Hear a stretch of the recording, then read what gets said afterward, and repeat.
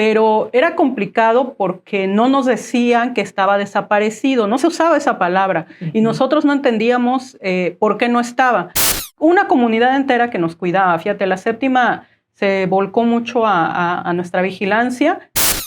Al final creo que es una poesía humana, ¿no? Porque incluso se considera toda forma de arte como no productiva. La mayoría no, o sea, lo cotidiano es que la cultura es de lo último que siempre se considera en un gobierno, en todos los niveles, ¿no? Tener mis momentos en que yo pueda decir, no le debo a nadie, el hecho mismo de que el Estado no le dé presupuesto a temas importantes de pueblos indígenas tiene que ver con la discriminación, el racismo, ¿no? La política. ¿Admiras a algún político? Tengo una cosa muy clara, ¿no? En Juchitán, como en cualquier otro pueblo, no gobierna una persona, gobiernan otras fuerzas.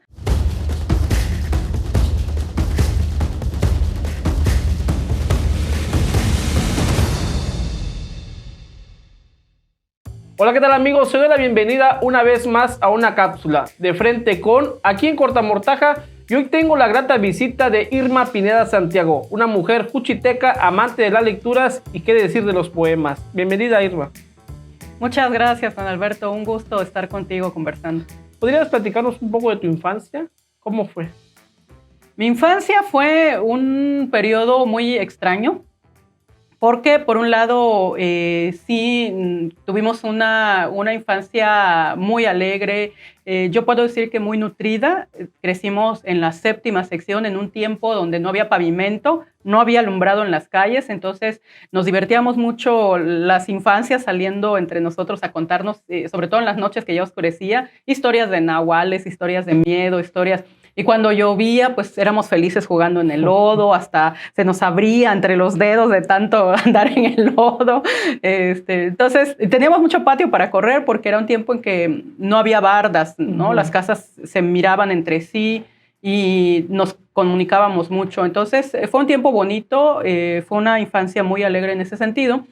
Pero al mismo tiempo también era una infancia que teníamos mucho dolor y mucha tristeza porque habían desaparecido a mi papá, ¿no?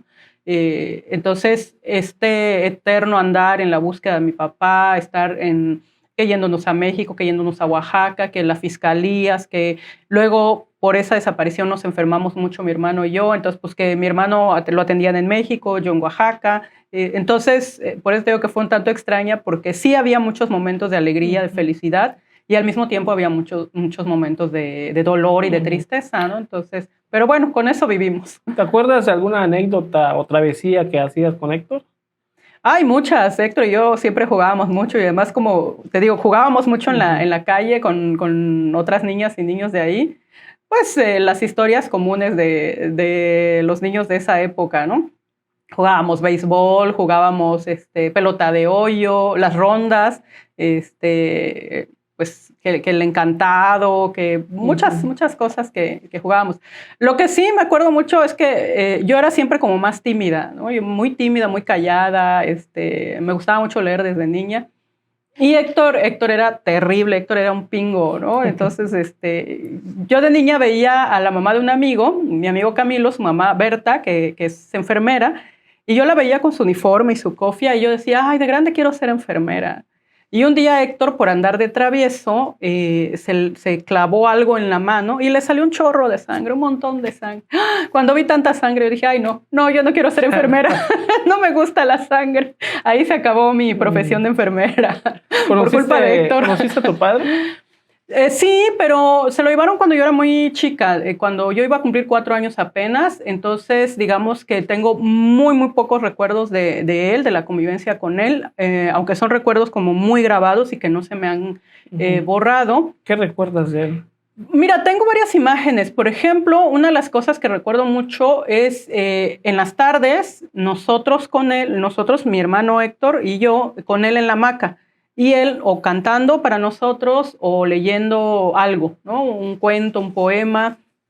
y como Héctor era más chico, entonces solía poner a Héctor en su panza, en su vientre y en su pecho y yo a un lado. Y entonces es de las imágenes que tengo muy presente. Y de ahí, pues algunas otras imágenes como que me llevaba a la escuela, donde él trabajaba en Tehuantepec, que había muchos mangos y a mí me encantaba ir ahí a comer mangos, o que nos llevaba al canal a jugar en el agua, como este tipo de imágenes de la convivencia, ¿no? De nosotros con el padre. ¿Cómo crece una niña, sobre todo al saber y escuchar en todos los medios de la desaparición de su padre? Pues más bien lo escuchaba de la gente, porque pues te estoy hablando de finales de los 70s, que era una época donde no había muchos medios de comunicación, no como ahora, ¿no? Que abres tu teléfono y ya tienes todo. En ese momento no, había mucha desinformación, no había comunicación y de lo que sabíamos era por la gente que nos rodeaba.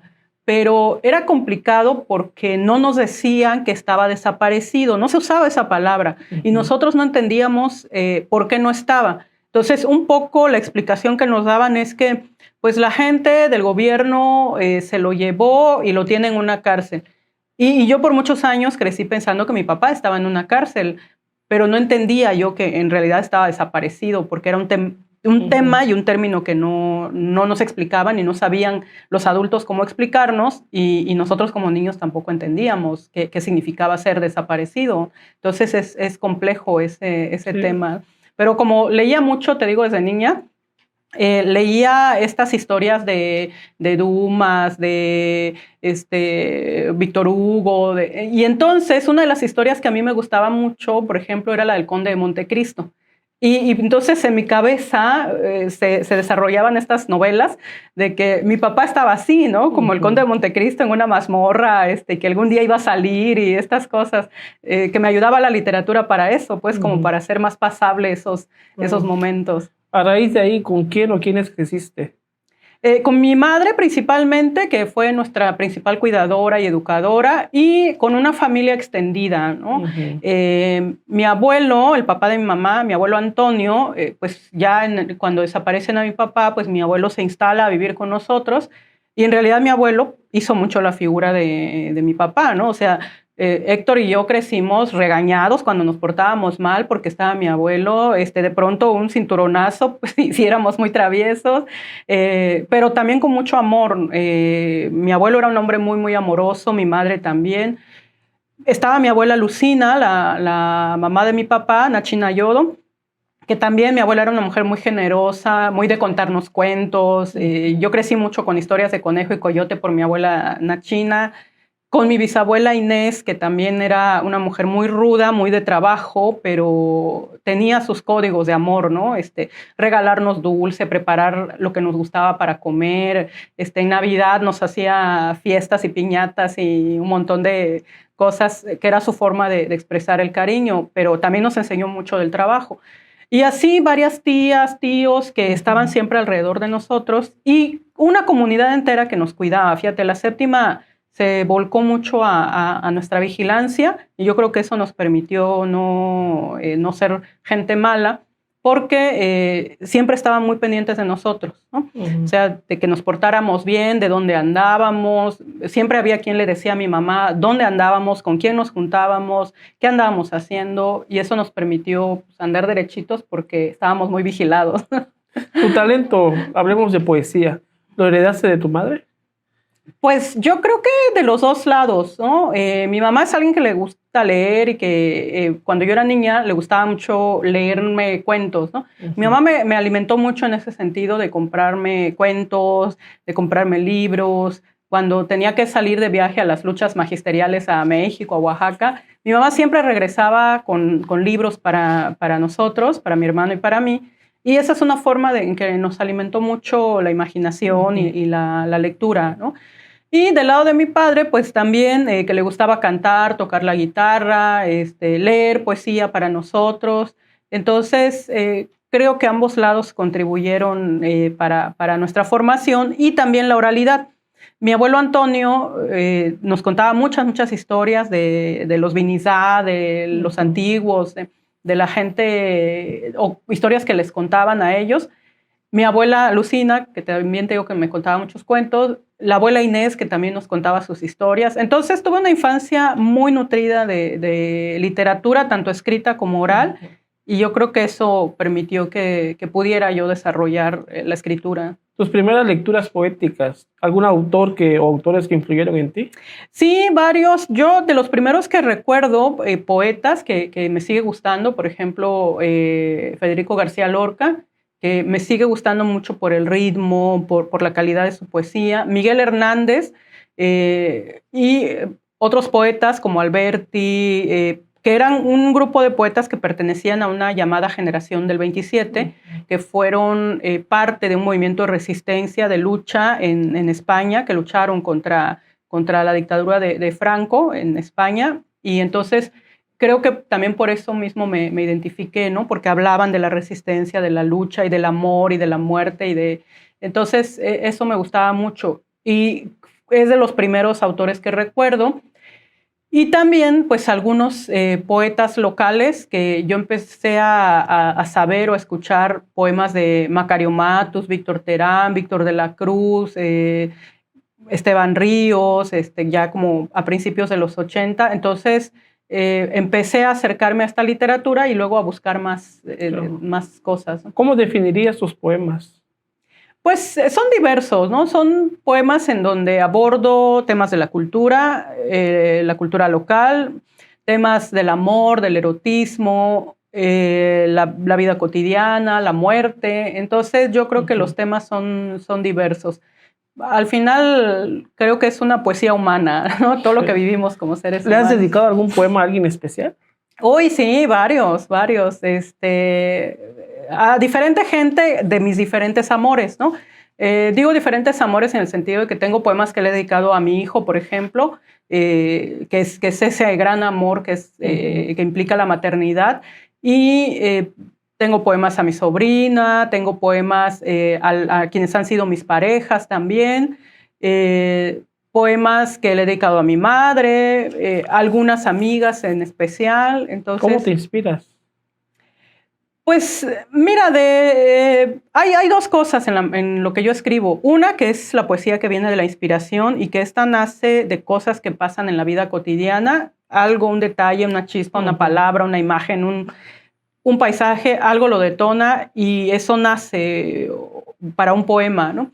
Y la otra manera en la que escribo es que pienso mucho en mis temas. Es decir, yo planeo sobre qué tema voy a escribir el próximo año, ¿no? Yo digo, voy a escribir sobre el color rojo el otro año y entonces ya hago mi planeación anual de que en el año voy a escribir tantos poemas, al menos 2 por semana, y así hago todo mi calendario. Y es una forma más pensada. Entonces, puede ocurrir de las dos maneras, ¿no? O sea, mientras estoy trabajando un proyecto que es planeado, que es pensado, calendarizado, al mismo tiempo pueden surgir otros poemas espontáneos. Entonces, claro, así es como trabajo. ¿Son reconocidos los poetas, en especial las mujeres poetas? Mira, en términos generales, reconocidos, con todo el glamour que implica ser reconocidos, yo creo que no tanto, nos falta mucho, ¿no? Porque incluso se considera toda forma de arte como no productiva. Y cuando no te genera dinero, pues no se reconoce tanto. Pero yo creo que actualmente con el desarrollo que tienen los medios de comunicación y sobre todo los medios digitales que son más ágiles en el sentido que se mueven más, creo que se va dando a conocer más el trabajo de mujeres escritoras, ¿no? ¿Los niveles de gobierno toman en cuenta a los poetas? Pues algunos de repente, pero la mayoría no. O sea, lo cotidiano es que la cultura es de lo último que siempre se considera en un gobierno, en todos los niveles. O sea, desde los gobiernos locales, municipal, estatal, federal, la cultura es de lo que menos se toma en cuenta, de lo que menos recurso o presupuesto recibe y de lo primero que se recorta cuando hay que recortar, ¿no? Entonces, no es considerada una prioridad. Digo, no es como salud o educación, ¿no? ¿Cuál consideras que para ti ha sido uno de tus mayores logros en tu vida? Estar en paz. Eso para mí es fundamental, ¿no? Tener mis momentos en que yo pueda decir, no le debo a nadie, no solo en el sentido material, ¿no? De que no tenga deudas económicas, sino creo que no le debo a nadie en el sentido de que no le he hecho daño a nadie, no ando por la vida viendo a quién voy a perjudicar, ¿no? Y la gente que me ha hecho daño en algún momento, pues digo, ya ahí la vida da vueltas, ya lo pagarán, ¿no? Entonces, para mí eso es importante, estar en paz conmigo misma, vivir sin ese estrés, poder acostarme en mi hamaca a gusto, poder dormir sin echarle llave a mi casa, eso. ¿Te consideras una defensora de los pueblos indígenas? Pues mira, más que defensora, yo creo que sí portavoz de algunos temas, ¿no? Lo de defensora, pues de pronto son títulos que nos ponen afuera, pero creo que en algunos momentos sí he sido portavoz de temas que nos preocupan como pueblos indígenas en muchos sentidos, sobre todo los que tienen que ver con la discriminación, con el racismo, y de ahí pues se desprenden otros conflictos, ¿no? Desde los económicos, los de salud, los de educación, y entonces poder llevar estos temas y hacerlos visibles en espacios donde sí se voltean a ver, eso sí me parece que... ¿Esos podrían ser los problemas principales de los pueblos indígenas? Sí, varios de estos temas. Yo creo que algo que nos atraviesa tremendamente es el racismo, la discriminación, y de eso se derivan muchos otros problemas, ¿no? El hecho mismo de que el Estado no le dé presupuesto a temas importantes de pueblos indígenas tiene que ver con la discriminación, el racismo, ¿no? El que los pueblos indígenas siguen rezagados en educación, en salud, en infraestructura, tiene que ver con la discriminación y el racismo. Entonces, de ahí parte. ¿Y cómo ayudarlos? ¿Qué hace falta para ayudar a los pueblos? En primer lugar, yo creo que una gran sensibilidad, ¿no? Es decir, voltear a mirar que existen los pueblos indígenas y que existen los conflictos que tocan a los pueblos indígenas. Y el otro tema es establecer, como personas, ser menos discriminadoras y menos racistas. Y en temas generales de gobierno, yo creo que establecer políticas públicas muy claras que sí contribuyan a aportar y a revertir todos estos daños que se han hecho a la población indígena. ¿Te gusta la política? Me gusta como observadora, ¿no? Me gusta mirar y me gusta saber qué chismes hay en torno a la política. ¿Admiras a algún político? No, a ninguno. Ninguno merece mi admiración. ¿Por qué crees que en ocasiones obstaculizan la participación de la mujer en la política a nivel local? Por miedo, ¿no? O sea, no encuentro otra explicación. Creo que las mujeres hemos demostrado que somos inteligentes, capaces y fuertes, y yo creo que a muchos políticos, sobre todo pues los que se han enquistado en espacios de poder, les da miedo ser desplazados, les da miedo ser superados y les da miedo soltar el poder, ¿no? Porque pues, dicen por ahí que el poder es adictivo, entonces tienen miedo de soltarlo. Si la gente de Juchitán te eligiera para que tú fueras la presidenta o candidata a la presidencia de Juchitán, ¿aceptarías? Ya he dicho que no varias veces. Lo han hecho en varias ocasiones, por distintos partidos incluso, y yo siempre he dicho que no. Tengo una cosa muy clara, ¿no? En Juchitán, como en cualquier otro pueblo, no gobierna una persona, gobiernan otras fuerzas. Y yo soy una persona que en estos momentos de mi vida, y no sé si en algún momento, no tengo el deseo de sentarme a conversar o a negociar con otros poderes que no son la gente. Hay que reconocer eso. ¿Te consideras coseísta? No ahora, en algún momento sí, porque pues prácticamente mi familia fue de las fundadoras de esta organización, ¿no? Y me tocó crecer ahí, no fue una decisión mía, ¿no? Ahí nací, ahí me tocó crecer, pero cuando tuve la oportunidad de ser más consciente y darme cuenta que ahí hay cosas que no me gustan, ahora si me preguntas eso, puedo decirte que no me considero coseísta, ¿no? Me considero una mujer que siempre va a ser partidaria y solidaria con todas las causas sociales justas, con todas las necesidades de la gente, y en las que yo pueda apoyar algo, siempre lo haré, pero no desde unas siglas. ¿Cómo ves en la actualidad a Juchitán, después de un terremoto y después de una pandemia?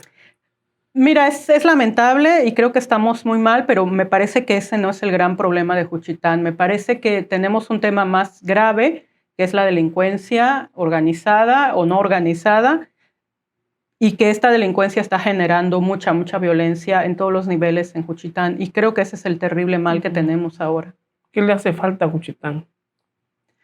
Nos hace falta más bondad, nos hace falta ser mejores personas, nos hace falta reeducarnos, recuperar nuestros valores tradicionales para que nuestros hijos, nuestras hijas aprendan de ellos y repito, ser mejores y buenas personas.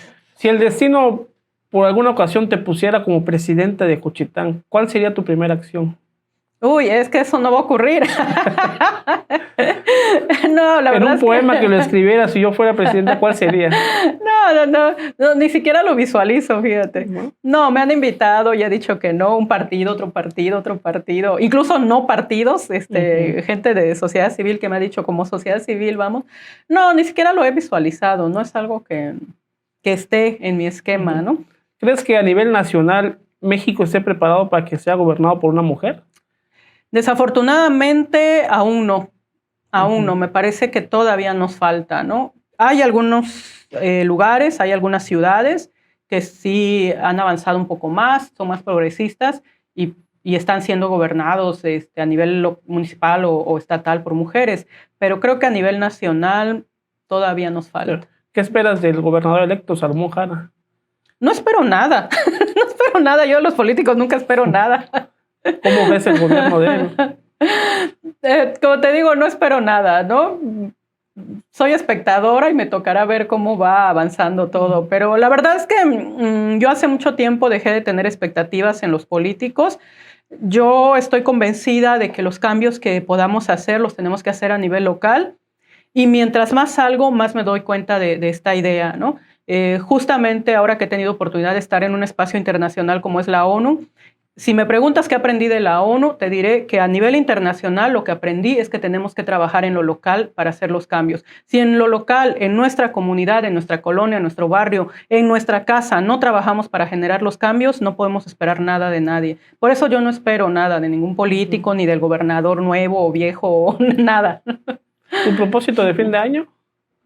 Estar tranquila, cerrar algunos temas pendientes que tengo este año. Este año finaliza también mi trabajo en la ONU. Poder estar descansando y mi propósito para el siguiente año es tomar menos compromisos, que nunca lo cumplo, pero bueno, es como esos propósitos de ir al gimnasio. Nunca lo haré, pero ¿Tus proyectos en puerta? ¿Algún proyecto en puerta? Pues sí, tengo algunos pendientes. Acabo de integrarme a la Asamblea Consultiva de CONAPRED y vamos a seguir trabajando en el tema de, pues más bien de lucha contra la discriminación, que es un tema importante para mí. Esperamos que el siguiente año podamos publicar un libro que ya firmamos con la editorial, pero es una editorial en Estados Unidos porque les interesa publicarme en los 3 idiomas, ¿no? Zapoteco, español e inglés. Entonces estaré trabajando en la edición de ese libro, que ya sabes que implica que corregir, que arreglar, que diseños, que cosas, ¿no? Entonces estaré trabajando en eso, en la edición de un nuevo libro. Continuamos con el tema de pueblos indígenas, discriminación, que son los temas con los que vengo trabajando, y mi cosa cotidiana, que es la poesía y la educación, ¿no? Mi trabajo como profesora. ¿Un mensaje final que quieras dar al público? Pues que traten de ser buenas personas, de no hacerle daño a nadie y además de invitar siempre a sus hijas, a sus hijos o a toda la gente que conozcan a que se acerquen a la literatura, que se acerquen a la poesía. No todos van a ser poetas, pero serán mejores personas. Bien amigos, hemos llegado a la parte final de una cápsula más de Frente con, y conociste y escuchaste un poquito más a una mujer juchiteca, a Irma Pineda Santiago. Te invito a que me acompañes el próximo viernes en otra emisión más aquí en Corta Mortaja. Que tengas un excelente fin de semana.